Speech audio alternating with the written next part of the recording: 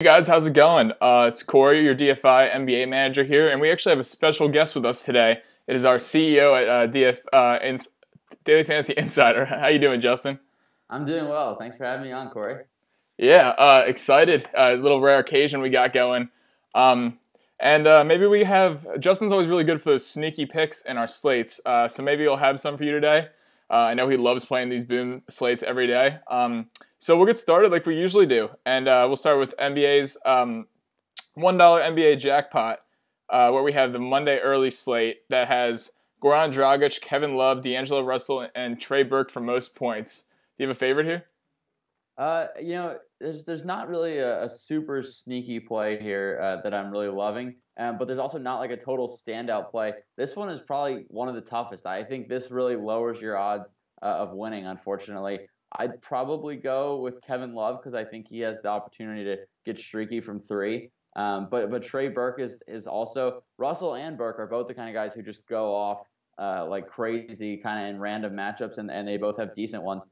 So I don't know. I think it's tough. What do you think?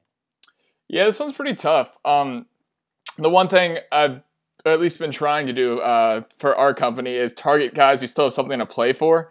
Right. Because maybe we'll get a little more minutes that we know about. And Goran Dragic is the only guy who really. I mean, Kevin Love, yeah, they're still fighting for that 3 seed. But yeah, those top two are the only ones we kind of know that their minutes are secure.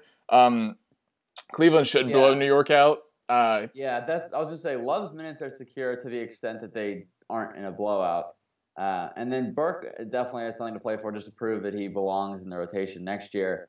But I agree that Dragic has the most to play for and is the best pick. And despite this category being tough, I think the next one isn't too hard with Steven Adams when the rebounds, given that Valanciunas probably won't even play.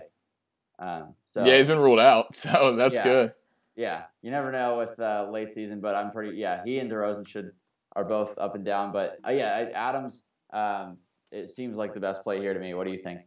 I really like Adams. He's going to see a lot of minutes. I mean, OKC like somehow, some way could get knocked out of the playoffs if they don't play well these last two games. Um, Honestly, looking at our models and whatnot, we have Kyle O'Quinn projected for a massive 11 rebounds in 30 minutes. That's a lot of Yeah, minutes. I do love me some Kyle O'Quinn. Every time I pick O'Quinn, he does quite well, so I might have to go back to the well. Yeah, it's like one of those people just see him and laugh, and those who don't play every day, I mean, they're like 6.2 rebounds a game, no shot. But I mean, he's got a chance. His minutes aren't secure like Adams are, but yeah, I kind of can't ignore that. I'm very in between both. I'd say for those who multi-enter, you probably want a few shares of each, wouldn't you?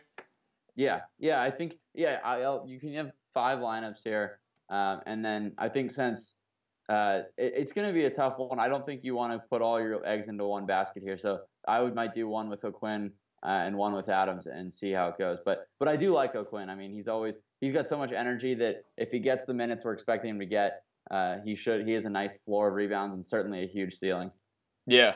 So definitely consider that. And then for the most assists, we have another guy who's been ruled out, in DeMar DeRozan.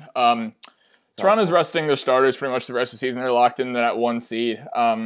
So we can just look at Spencer Dinwiddie, Reggie Jackson, and Cameron Payne. For me here, I think Stan Van Gundy's going to not push Reggie Jackson too much since they have nothing to play for, and he's been giving Ish Smith a Agreed. lot of minutes, Yep. which kind of leaves us with Spencer Dinwiddie and Cameron Payne. And I mean, projecting those minutes are pretty tough as well. This category is very tough. We have Cameron Payne for around 25. We have Dinwiddie for about 28. So, the I same, I did, guess.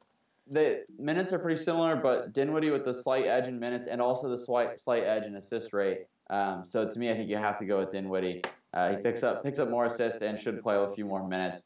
He would have beaten Payne most nights that they both get the same amount of minutes if you look at their recent play. So I'm going Dinwiddie here on all of my lineups, and I'm just hoping that he doesn't burn me. Yeah, actually, I agree 100% there. I think we get a lock there. And then we get to the tough category of projecting LeBron in points. He's going to play to win. Maybe they blow him out. Maybe he doesn't play his huge 40 minutes a game. But what kind of point range do you think he gets tonight? I think I'm putting LeBron kind of right around. So they start you off with 28. I'm probably going to do my five entries between 28 and 31. Maybe double down on 29 and 30. I think right around there. is a pretty safe projection. LeBron's not the most volatile scoring superstar. He's actually pretty consistent. And he seems to be playing about 40 minutes, at least 37, even when they blow teams out. So I don't want to go too low on the projection, thinking they blow out the Knicks and he doesn't play. So I'll probably give him about 30. Yeah, I really like that call. I was going to say 27 to 31, which is right on the same thing. Yeah. When I got the schedule up. When we pull up the Eastern Conference standings, while teams 1 through 8 are locked in, LeBron's going to want to get the best seed he can get. And they're a game back of the 76ers and a game and a half of the Pacers. Yeah. So they got something to play for. Yeah, probably not. That's the process. Probably not, yeah. In the East. But yeah, LeBron's still going to see the heavy minutes like Justin said. So I really like that prediction there. And with that, we'll jump into the MLB slate where we have most hits between Scooter Gennett, Starlin Castro, Jonathan Scope, and Adrian Gonzalez. This one's kind of interesting. Usually they have big star names on here, but we really don't. Yeah. Usually, really no stars. Usually when we look at this, we're like, all right, this guy is our man. But this one is pretty tough. No one's in a great matchup. Scooter Gennett might be in the best matchup against Lively, who's a big fly ball guy. But that's really a good matchup for hitting home runs. So he's got a great power matchup. But I don't know how much. A lot of these guys are in decent power spots, but not the best spots for just getting singles, which is really kind of what you're hoping for here. Right. Yeah. Starlin Castro is Syndergaard. Scope's got Happ, and Scope hasn't been seeing the ball too well. I don't know about Adrian Gonzalez. Urena's pretty bad against lefties, but he's Adrian Gonzalez. If you take away that grand slam last night, he hasn't done anything this year. This one's really hard. Gonzalez hasn't done anything in 2 years, but he really hasn't done anything in the power department. He does manage to slap singles around. And so in a big ballpark in Miami against Jose Urena, I think I'm going with the fourth option here and just hoping that other people aren't playing Gonzalez. And then you can afford to pick the most obvious choices going forward, and you're not in a disadvantage. Yeah, I don't hate it because I don't love the other guys. No one's going to be on Gonzalez. So it kind of makes me like that pick a little more. RBIs, we get back into our usual stars with Bryce Harper, Rhys Hoskins, Yoenis Cespedes, and Josh Donaldson. This one's tough as well. Do you think Bryce Harper's got the BVP, he's got the big numbers, Hoskins got the good matchup. What do you think? We considered Harper as a potential must-have, decided on Arenado, didn't want to go with two studs. But I think I'm going to go with Harper here. I think he's hitting right in the middle of a solid order, and he's absolutely crushing. He's the best hitter in the history of the MLB in the month of April. And he seems to come out of the gate like this every year. And he looked so locked in at the plate last night. I don't know if he ever got out. I think he may have gotten out one time, but it's amazing. And I think that you'd be kind of crazy. It's interesting that Hoskins is averaging more RBIs, but it's very situational. He just happens to keep coming up with guys on base. But I'd trust Harper here over anybody else. There is some opportunity to picking a road player for most RBIs too. I would always prefer to have a guy on the road if very possible. True. Because I would rather get 9 innings and have upside and extras for multiple RBIs. But I think Harper here is the good choice. To go one more thing on Adrian Gonzalez, his batting average in his career in Marlins Park is .295. Oh, wow. So I think he's got the best chance he'll get you 2 singles. You'll wish you didn't have him on a salary style fantasy or like an ESPN fantasy league. But I think in this situation, he could get the most hits. That's a great point. I didn't even look at that, especially for this category. One RBI category that really interests me is I don't know how many people know this, but the Nationals and Braves obviously play 19 times a year. Right. They have 35 RBIs against Tehran, and Harper has 19 of them, which is quite absurd. Yeah, that is crazy. He has just crushed Tehran in his career. It's been amazing. Yeah, it's hard to fade him there. If you do, I see the merit for Hoskins, but if you're doing one entry, you got to go Harper. And then we have an interesting one here with most total bases between Justin Smoke, Freddie Freeman, Michael Conforto, and Tim Beckham. I kind of like Conforto here, sticking with the Mets. Yeah. He's leading off on the road against he crushes right-handed pitching. Urena is terrible against lefties. Whether it's walks, whatever it is, I think he gets on. Yeah. Oh, I love Conforto here. That's definitely who I'm playing. I was all over him last night. He only got me a double, but I'm really high on Conforto, especially against righties and crappy righties. At that, I don't believe in Jose Urenos at all. So yeah, Conforto's my guy. 275 batting average in Marlins Park. Pretty small sample size, but I do think that he has the opportunity to. Home runs are tough to come by in Marlins Park, but all he really needs is probably a double and maybe another hit to win this category, unless somebody homers. And then with Freeman against Scherzer, and none of the other guys have amazing matchups. So yeah, I'm going Conforto. Yeah. Speaking of Scherzer, Justin's a little new to the segment we do, but we always like to have somebody guess the Ks and then compare it to our K prediction at DFI. Okay. So, Scherzer obviously is Max Scherzer, gets a ton of Ks. However, for some reason, every year he struggles against the Braves. They actually hit him really well. Yeah. He only got 7 against them last time. He gets them at home this time. So what do you think? We got to nail this perfectly to win this Yeah. jackpot. Yeah, I see that the projection here is 9. I was going to go with 7. That was going to be mine, and then I was probably going to submit 5 entries here and bracket about 4 and 8. I don't think that he's going to have a ton of strikeouts. The Braves, this lineup only strikes out about 16% of the time against righties, which is quite low. They're not a great lineup for driving in runs, but I think they can wear him down. They take a lot of pitches, so. 4 might be low. You could go 5 to 9 as well if you wanted to go 5 entries, but yeah, I'm not going over 9. Yeah, I was gonna say 8 is probably my call. Maybe he gets a little boost because he's home. What does our projection have? It is 8.3, Okay, so so I'm we're a little we're pretty low. close there. Yeah. Um. Maybe I'll take the under if that's a thing. Yeah. That's actually not a bad call. The interesting thing here is when I dig into the stats is, the Braves have 45 Ks against him and 100 or 207 plate appearances, which first of all is less than 25%, which is less than his average. But Nick Markakis has 11 of them, which is he's the only one who really strikes out against Scherzer, which is pretty surprising as Nick Markakis doesn't really strike out ever. Yeah. Which makes me like the even lower total there if Markakis is seeing the ball well tonight. Just something to think about. I think a lot of people are going to shoot like 9, 10, 11, but 8 and Yeah. lower Well, wouldn't surprise me.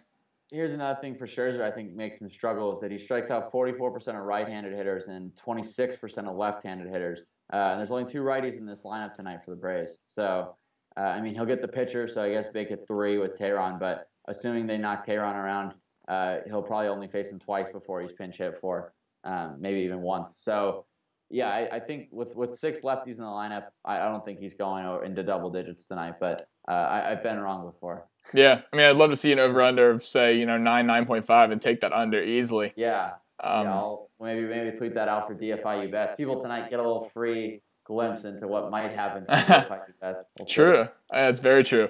And then the last thing we'll cover is a $2 progressive category. As you guys know, if you've been watching our show, a lot of these categories overlap, so we'll skip right over the ones we covered. But the first thing we have is hits between Asdrubal Cabrera, Cesar Hernandez, Ender Inciarte, and Anthony Rendon. Does anything stick out to you here? Uh, Nothing totally jumping off the page right off the bat.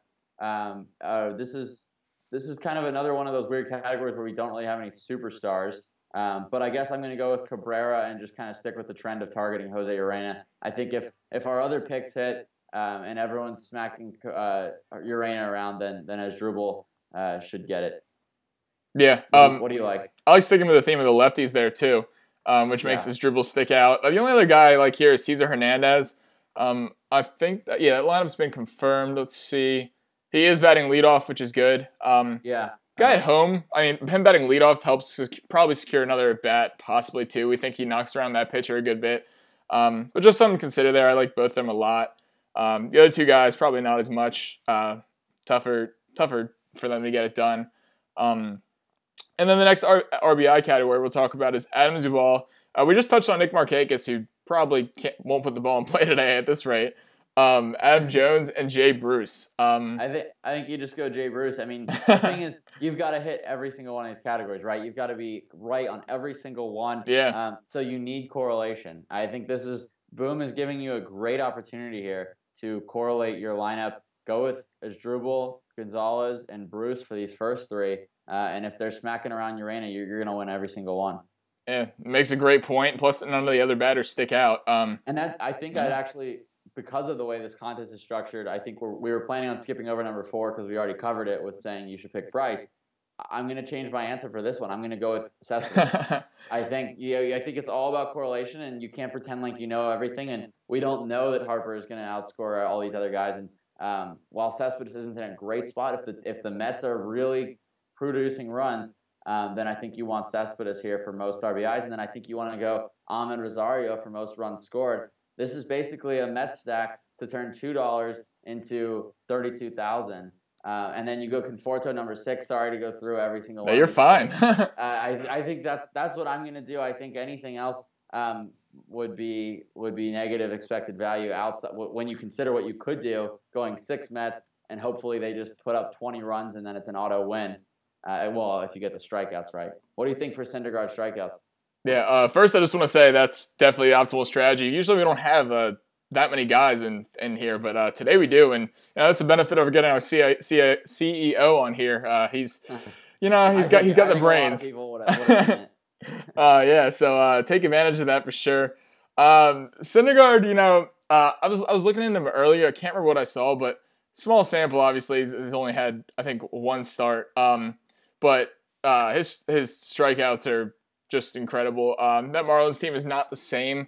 The one thing that did worry me is that he's got, I think, 85 and 92 pitches his first 2 games. I don't think they're going to let him go that far. Mets are on a winning streak. They might not need him. I mean, imagine if the Mets do what you think they'll do. Syndergaard doesn't have to go past 7 probably. I don't want to set him higher than 8 here. I kind of like that number here for him and Scherzer. What about you? Yeah, one thing that's concerning me for Syndergaard is that last year he struck out 36% of lefties and only 18% of righties. And 18% of righties is kind of like a below-average strikeout pitcher. I think he really mastered getting the opposite split to strike out and to swing and miss. And it looks like the Mets have adjusted. I mean, the Miami Marlins have adjusted, and they've seen that. They've only got 2 lefties in their projected lineup right now. So if Syndergaard is facing 7 righties, I may pull down my projection. I may go with 5 or even 6, and that's another one to look at for potentially liking the under because, like we said, if they are crushing Miami, then they aren't going to stretch him way out. And so I think going a little bit under, maybe 5 or 6, is probably where I'll go. Yeah, and according to our research tools, you're way more on than me. Even though Syndergaard's had 10 and 7 to start the year, we haven't projected for 5 tonight. That's wild, but obviously the data doesn't lie. So don't be scared to go that low on your prediction. But that'll be it for today's Boom Slate. Is there any last words you wanted to say, Justin? I know you haven't been on here in a while. Yeah, it's been fun. I hope everybody checks out the War Rooms for baseball tonight and checks out DFIU bets. We went 5-0 yesterday on our bets, so we hit every single one for baseball. We've got a day bet right now going. Let's see how it's doing. We've got the over for Tampa Bay White Sox, decently well, 2 runs so far. So yeah, if you're interested in baseball, I know basketball is coming to an end, but if you're looking for summer entertainment, DFI has got you. Absolutely. And then Justin might be riding that Mets train today after last night's success as well.